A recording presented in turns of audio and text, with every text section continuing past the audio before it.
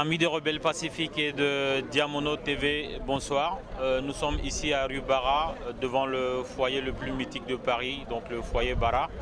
Nous avons appris avec tristesse qu'il y a entre 70 et 80 Maliens et Ouest-Africains qui ont quitté la Libye au moment où la chute de Kadhafi a été enclenchée. Et donc ils sont là, ils sont arrivés par le biais de l'Italie. Nous allons chercher à savoir, à comprendre ce qu'ils vivent au quotidien, ce qui les aide et ce qu'ils attendent de la diaspora malienne et des autorités françaises. Je suis avec les ressortissants maliens et ouest-africains qui ont quitté la Libye, qui sont arrivés par la France, par le biais de l'Italie, en traversant la mer. Donc nous avons là Madou Kane, donc l'un des ressortissants maliens en provenance de Libye, qui va nous expliquer leur quotidien ici à Paris, à rue Bara. Madou, bonsoir. Mes compatriotes, bonjour. Moi, je demande de l'aide à la France. Nous avons quitté la Libye par la mer. Nous avons rencontré beaucoup de problèmes. Nous ne demandons pas qu'on nous aide par la force. Nous supplions vraiment la France de nous aider. Nous sommes des Africains. Nous avons rencontré beaucoup de problèmes. C'est pour ça que nous sommes là. Ça fait combien de temps, Madou, que tu vis en France? Ça me fait 1 an et quelques mois. Nous avons quitté depuis la guerre en Libye. Nous sommes arrivés en Italie. Ça n'allait pas et nous sommes venus en France. L'être humain doit pouvoir se déplacer pour chercher son bonheur à travers le monde. En Italie, on n'a pas eu de travail, on n'a pas pu s'intégrer. C'est pour ça que nous sommes arrivés en France. Et en France, nous rencontrons les mêmes problèmes. Nous vivons le froid, nous n'avons pas de toit. Les gens de passage nous aident. Ils nous apportent à manger. Mais jusque-là, nous n'avons pas vu l'aide du gouvernement. Ayez pitié de nous pour le travail. Ayez pitié de nous pour un toit pour que nous pouvons vivre dignement comme toutes les autres personnes. La guerre de Libye a commencé en ta présence. Les soldats nous sortaient de nos maisons et nous mettaient sur la mer. Toute l'Europe est au courant, toute l'Afrique est au courant et nous ne pouvons pas traverser le désert pour rentrer chez nous. Nous sommes à bout de force, nous ne choisissons pas entre la vie et la mort, mais nous demandons que les gens nous aident, qu'ils aient pitié de nous. Quelles sont les difficultés que vous avez rencontrées en Libye? Il y a eu des morts? Est-ce que vos voisins ont eu des problèmes? Je ne peux pas dire que les Libyens nous embêtaient. Les Libyens ne nous embêtaient pas. Nous avions à manger, nous travaillions, nous vivons dignement. Est-ce que depuis le début de la guerre, il y a eu des problèmes? Il y a eu des bombes, il y a eu beaucoup de choses. Nous ne faisons pas de politique. Nous ne savons pas lire. Voilà, nous voulons juste vivre dignement. Nous ne faisons pas de politique. La plupart de nous sont des illettrés. Moi-même qui vous parle, je vous parle en bambara parce que je suis un illettré. Voilà, nous ne nous mêlons pas de politique. Nous demandons juste notre bonheur à travers le monde. Nous demandons juste que vous nous aidez. Est-ce que des gens vous ont aidé depuis que vous êtes là? Depuis que nous sommes là, les gens nous aident très peu. Il y a nous-mêmes on est solidaires entre nous et il y a quelques gens qui viennent nous aider. Ils nous apportent à manger, ils nous apportent à boire, mais ils ne sont pas nombreux. À peu près 3 ou 4 personnes. À part ça, il n'y a personne qui nous aide pour le moment. La première personne qui est venue nous aider, c'est Bouba, M. Sako et Issa Sissé. Même l'ambassade du Mali, on leur a parlé, ils ne nous ont pas encore aidés. Nous sommes des Maliens, pourtant l'ambassade ne nous a pas aidés. Nous avons ouvert la porte de l'ancien consulat et ils nous ont évacués de force par la police. Nous ne nous mêlons pas de politique, nous ne connaissons pas la politique. Nous demandons juste un peu de dignité pour trouver ou passer la nuit. Et nous voulons respecter les règles de ce pays. Qu'est-ce que vous demandez concrètement aux autorités consulaires du Mali et de l'ambassade en France? Quelle est l'aide précise que vous leur demandez? Je ne peux pas en parler concrètement. Nous avons juste besoin de dormir, c'est ça l'urgence, un toit pour dormir.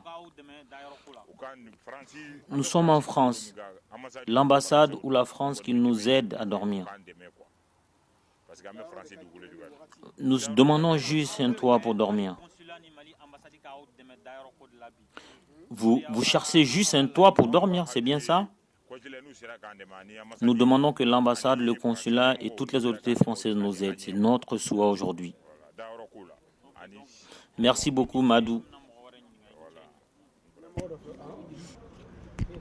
Donc, Doumbia Drissa, donc, Libye. Oui, j'étais à Libye. Au début, on a quitté la Libye vraiment pour venir en Italie. Bon, en Italie aussi, ça ne va pas. On est venu en France ici. Bon, moi, je suis en France ici, ça fait 18 mois. Je ne travaille pas, je dors dehors.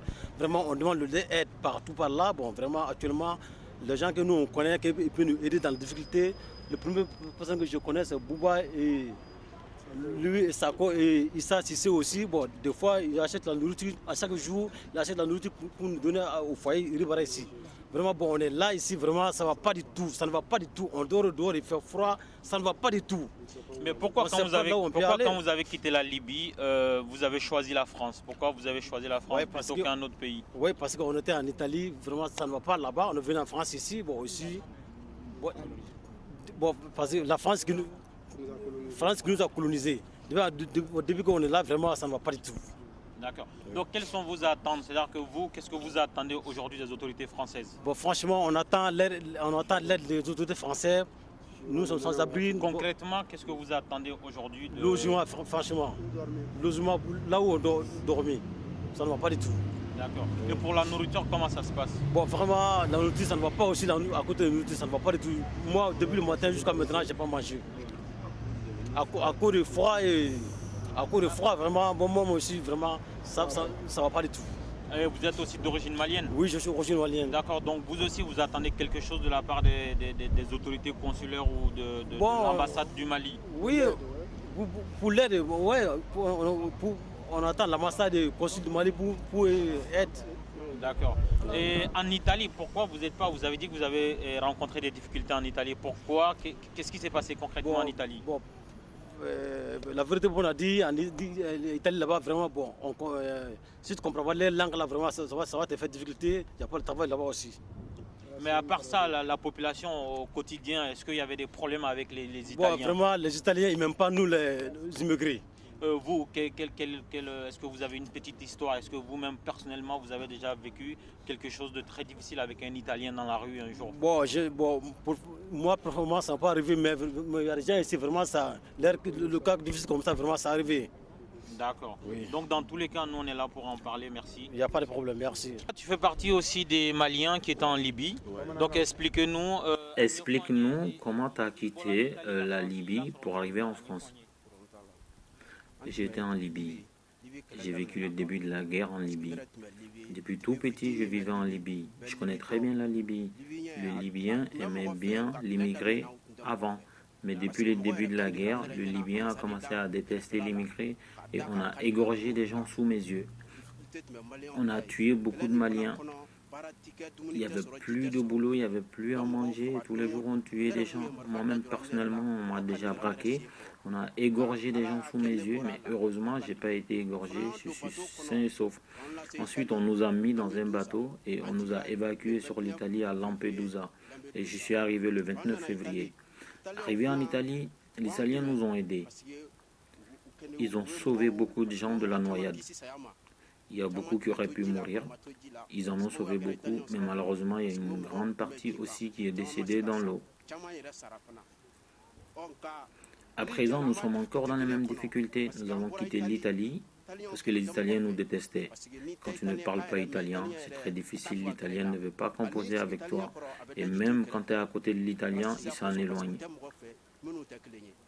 Nous avons quitté l'Italie, nous avons regagné la France parce que c'est la France qui nous a colonisés. Et nous vivons les mêmes difficultés en France. Nous ne croyons pas que c'est la France qui nous a colonisés parce que jusque-là, elle ne nous aide pas. Nous avons des problèmes de logement, nous avons des problèmes de nourriture. Nous avons demandé des aides aux autorités maliennes. Ils ne nous ont pas aidés. Il y a juste Bouba qui nous a aidés. et Cissé. Ils nous ont aidés avec de la nourriture et de l'eau. Mais jusqu'à présent, ce n'est pas suffisant. Nous demandons au gouvernement français de nous aider. Faites quelque chose pour nous. Vous nous avez colonisés, il y a un lien entre nous. Aidez-nous, s'il vous plaît.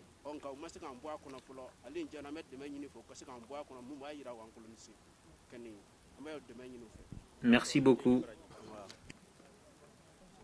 Ousmane Maïga, donc... Tu étais en Libye aussi? Comment es-tu arrivé en France? J'étais en Libye quand la guerre a commencé. On battait les gens et on les jetait dans le bateau. Il y en a qui mouraient dans l'eau et il y en a qui survivaient. Moi, j'ai eu la chance d'arriver à Lampedusa, le 35e mois à Lampedusa. Et on arrivait en Italie. Avant d'arriver en Italie, quand tu étais en Libye, quelles sont les difficultés que tu as vécues en Libye? On a appris qu'il y a eu des morts, des blessés. Est-ce que tu les as vus de tes propres yeux? Oui, bien sûr, j'ai vu. On a cassé des membres des gens, on les a jetés à l'ambassade du Mali, on a tué des gens, on a jeté le corps à l'ambassade du Mali. Pourquoi tu es venu en France plutôt que d'aller ailleurs? Pourquoi tu n'es pas allé en Espagne, par exemple? En fait, ils nous obligeaient à aller en Italie. Même quand tu voulais aller ailleurs ou en France, ils ne voulaient pas, c'était l'Italie. Mais pourquoi, une fois en Italie, tu n'es pas resté en Italie? Mais parce que les Italiens, ils n'aiment pas les gens, ils n'aiment pas les Noirs. Et quand tu ne parles pas leur langue, tu n'as que des difficultés. C'est pour ça qu'on est venu en France. Parce que c'est la France qui nous a colonisés et on comprend la langue française, donc c'est plus facile pour nous. C'est pour ça qu'on est là. Combien de temps as-tu passé en Libye? J'ai passé 7 mois en Libye. Tu es arrivé en Libye avant le début de la guerre? Oui, bien sûr. La guerre a commencé en ma présence. Maintenant, qu'est-ce que tu veux que les Maliens et les non-Maliens qui nous regardent fassent pour vous? Quelle aide tu aurais à demander à ces gens? En tout cas, nous sommes là, nous demandons qu'on nous aide pour le logement. C'est ça notre première priorité. Nous dormons dehors, il fait froid, nous n'avons pas de maison. Les gens qui nous ont aidés, c'est Bouba et Issa. À part ça, nous n'avons eu d'aide de personne. Nous vivons la galère, nous demandons que de l'aide. Merci beaucoup Maïga. Bonsoir Chantal Keita. Bonsoir. Vous avez été élue fraîchement Miss Mali France ORTM 2013. Et là, on est à une occasion où vous êtes en train de montrer que vous êtes solidaire avec les Maliens et même les habitants de l'Afrique de l'Ouest. Donc expliquez-nous un peu le but de votre présence ici. En fait, j'ai entendu récemment qu'il y avait des Maliens venus de Libye qui se trouvent ici et qui sont en grande détresse parce que avec rien pour les loger et donc je me sens d'être ici parce que c'est une cause qui me touche en tant que malienne et je souhaite être là pour les soutenir, apporter quelques petits vivres pour qu'ils se réchauffent et puis je pense qu'il faut tous qu'on soit solidaires pour cette cause et qu'on vienne jour après jour les soutenir. Voilà. Très bien, donc vous en tant que Miss, quel message vous aurez à lancer auprès des autorités maliennes et même de la population malienne vivant en France pour pouvoir aider ces personnes-là? Ils sont entre 70 et 80 personnes. Quel message vous pourriez lancer pour que les gens pensent à eux et que les gens les aident autant qu'ils peuvent? Je pense que déjà un message de solidarité parce qu'on est tous maliens, c'est eux comme ça aurait pu être nous, donc il faut que les autorités maliennes soutiennent leurs frères ici et que nous, les Maliens vivant en France, qu'on puisse apporter l'aide qu'on a, même si c'est petit, ça sert toujours, donc voilà. Soit solidaire. Très bien, Miss Mali France ORTM 2013, je vous dis merci. Merci. Tous les gens qui sont là, tous ces Maliens là qui sont en détresse aujourd'hui certes, mais ils vous disent merci beaucoup et merci d'avoir fait le déplacement. Merci beaucoup. Donc ici nous sommes réunis autour de Maliens, en majorité d'autres Ouest africains qui étaient en Libye et dès qu'il y a eu le problème autour de Kadhafi, donc ils ont subi beaucoup de choses, ils ont subi des violences, ils ont été mis dans les bateaux en direction d'Italie et ici aujourd'hui ils se retrouvent en France. Donc vous, quel est le soutien que vous leur apportez? Merci. Le soutien il est d'abord moral, hein. C'est un soutien moral parce que depuis qu'on a été mis au courant de l'affaire, par les administrations consulaires et diplomatiques du Mali en France ici. Nous sommes venus aux côtés de nos compatriotes parce qu'ils sont en majorité maliens, mais bon, c'est des Africains, ce sont nos frères. Nous sommes venus auprès d'eux pour essayer de comprendre. Et dans ce cadre-là, nous avons commencé un recensement qui doit se terminer bientôt. Et c'est dans ce cadre aussi que nous avons contacté certaines ONG françaises qui ont l'habitude de ces différents événements, comme France Terre d'Asile, la CIMAD et d'autres institutions de justice. Mais il se trouve que sur cette question-là, nous les trouvons très timorés parce que tout simplement, peut-être que c'est un événement qui n'est pas médiatisé comme celle des Tunisiens qui sont arrivés. Mais grosso modo, ce qu'il faut savoir, c'est qu'il y a une centaine de personnes qui, pendant un moment, avaient trouvé refuge ou des abris dans certains foyers de vie, lieux de vie des Maliens, et puis qui, du jour au lendemain, se sont retrouvés tous dans la rue parce que dans ces foyers, on les a mis dehors. Malgré nos démarches auprès de certaines communautés, certains doyens de ces foyers, pour l'instant, nous n'avons pas pu aboutir à quelque chose. Donc, c'est les personnes qui dorment dans la rue, qui dorment dans les bouches de métro, dans les cabines téléphoniques. Bon, certains d'entre nous ont pu mobiliser des couvertures pour leur donner, des sacs de couchage, et d'autres ont amené des choses à manger. Mais il se trouve que l'urgence pour nous aujourd'hui, c'est de trouver un toit pour qu'ils puissent passer l'hiver. Est-ce que vous avez des espoirs au niveau des solutions que vous venez d'énumérer, c'est-à-dire à savoir trouver un toit pour les loger? Est-ce que vous avez des espoirs? Est-ce que vous avez des pistes? Oui, l'espoir viendra certainement de la France, parce que France Terre d'Asile nous a informé qu'ils ont déposé une demande auprès du préfet pour trouver une solution et qu'ils attendent. Donc, et puis comme on sait que pendant l'hiver ici, des mesures spéciales sont prises pour éviter que les gens dorment dans la rue, nous avons de l'espoir de ce côté-ci. Mais du côté de nos autorités consulaires et diplomatiques, l'espoir est déçu parce que, vous savez, il y a un ancien bâtiment du consulat qui est sur la rue Pelleport. Nous avons émis le souhait de l'occuper pendant la période hivernale, mais apparemment les autorités ne semblent pas donner une réponse favorable à ça. J'ai su que les concernés, n'ayant pas pu supporter d'être dehors, sont allés casser la porte de ces bâtiments pour s'installer là-bas. Bon, apparemment, l'administration malienne a donné l'autorisation aux policiers de les déloger de là. Bon, depuis lors, je n'ai pas parlé avec cette administration-là, je n'ai pas su quelles sont les motivations réelles, mais j'avais déjà entendu dire par l'ambassadeur et le vice-consul que c'était un bâtiment de l'État qui n'est pas prévu pour des choses comme ça. Grosso modo, de ce côté-ci, nous n'avons pas d'espoir et d'ailleurs, on a arrêté d'en parler avec eux. On se bat aujourd'hui auprès des associations françaises qui ont l'habitude de ce genre de conflits. Étant entendu que nous-mêmes, en tant que conseil de base, nous n'avons pas de bâtiment et que les Maliens de France n'ont pas de moyens dans ce domaine-là, on se bat pour vraiment trouver des solutions vraiment de rafistolage. Donc, amis des Rebelles Pacifiques, merci de nous suivre toujours comme vous le faites, aussi sur Diamono Télé. Nous sommes ici au cœur d'une détresse de Maliens et de non-Maliens qui viennent de la Libye. Donc nous sommes venus témoigner nous-mêmes, nous sommes venus faire un aperçu, constater la détresse dans laquelle ils sont afin d'organiser l'aide.